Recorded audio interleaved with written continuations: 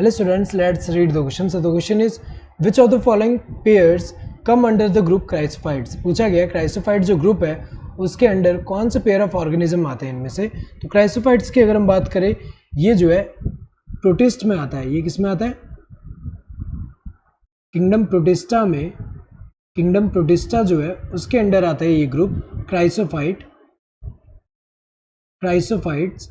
और क्राइसोफाइट्स में अगर हम देखें, ये जो होते हैं इनमें अगर हम देखें तो ये जो है एग्जाम्पल अगर हम देखें इनमें कौन से इंक्लूडेड, डायटम्स एंड डेस्मिड्स, ये जो है ये इंक्लूडेड है। डेस्मिड्स को हम क्या बोलते हैं? गोल्डन एल्गे बोलते हैं, गोल्डन एल्गे बोलते हैं। तो ये जो है ये जो ऑर्गेनिज्म है ये किस में आते हैं? क्राइसोफाइट्स में आते हैं। और ये जो क्राइसोफाइट्स होते हैं जनरली अगर हम देखें, ये जो है fresh water as well as marine environment दोनों जगह पाए जाते हैं, माइक्रोस्कोपिक होते हैं एंड फ्लोट करते हैं पैसिवली इन वाटर करंट। इसके अलावा most of the member of this chrysophytes में अगर हम देखें ये क्या होता है? फोटोसिंथेटिक होते हैं। तो अगर हम देखें इसमें कौन सा है?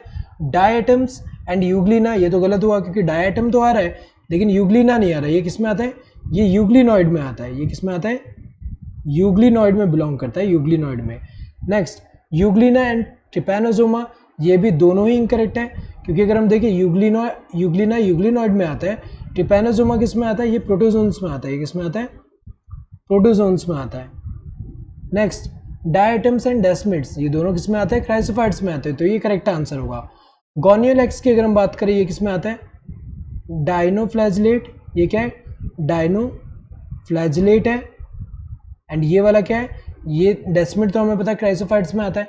तो इनमें से ये वाला भी गलत होगा क्योंकि ये वाला तो नहीं आ रहा क्राइसोफाइट्स में। So correct answer would be this third one. Hope you understood the question. Thank you and all the best.